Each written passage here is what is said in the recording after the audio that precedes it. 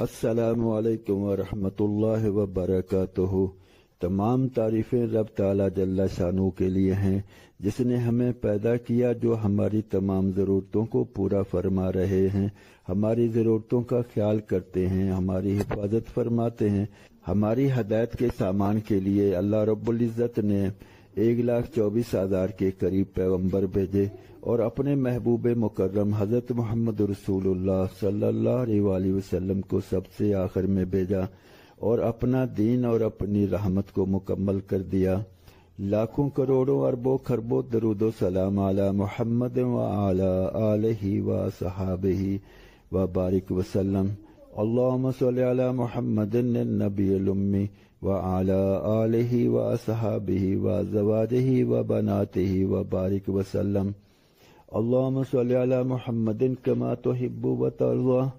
آج کی ویڈیو کی طرف بڑھنے سے پہلے درخواست ہے کہ ان گزارشات کو اپنے دوست احباب عزیز و اقارب میں شیئر کریں، ان کو بھی نیکی کے کام پر ابھاریں۔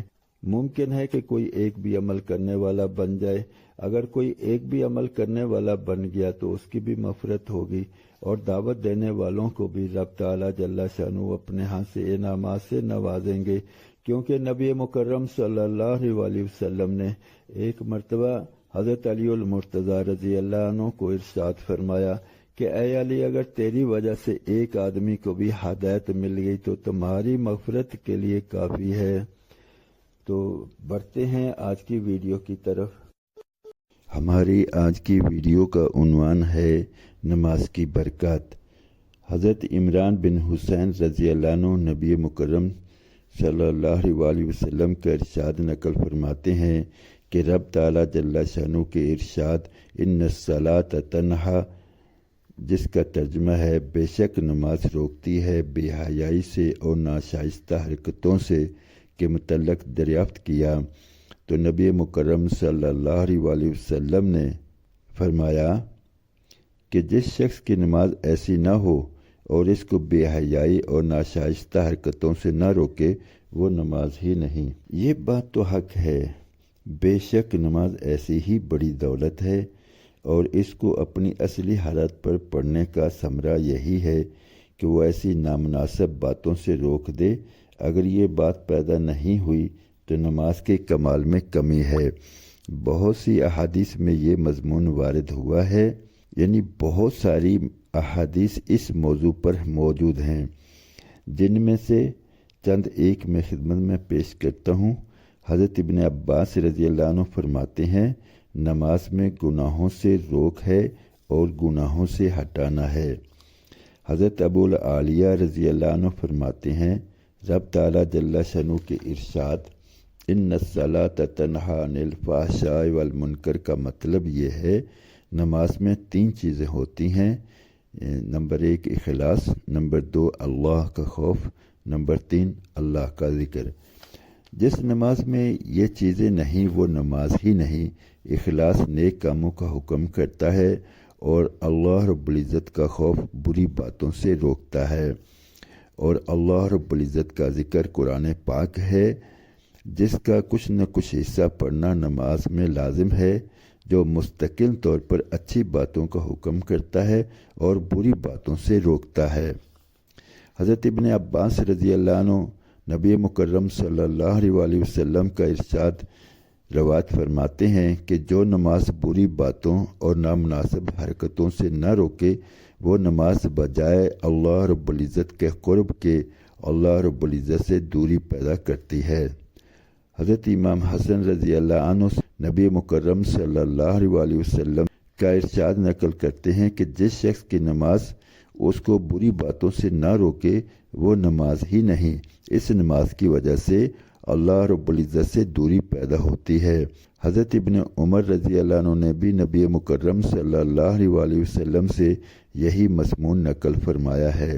حضرت ابن مسعود رضی اللہ عنہ نبی مکرم صلی اللہ علیہ وسلم کا ارشاد نقل کرتے ہیں جو نمازوں کی اطاعت نہ کرے اس کی نماز ہی کیا، اور نماز کی اطاعت یہ ہے کہ بے حیائی اور بری باتوں سے رکے۔ در منصور میں حضرت ابو ہریرہ رضی اللہ عنہ نبی مکرم صلی اللہ علیہ وسلم کا ایک واقعہ ارشاد فرماتے ہیں کہ ایک شخص نبی مکرم صلی اللہ علیہ وسلم کی خدمت میں حاضر ہوئے اور عرض کیا کہ فلاں شخص رات کو نماز پڑھتا رہتا ہے، صبح ہوتے چوری کرتا ہے۔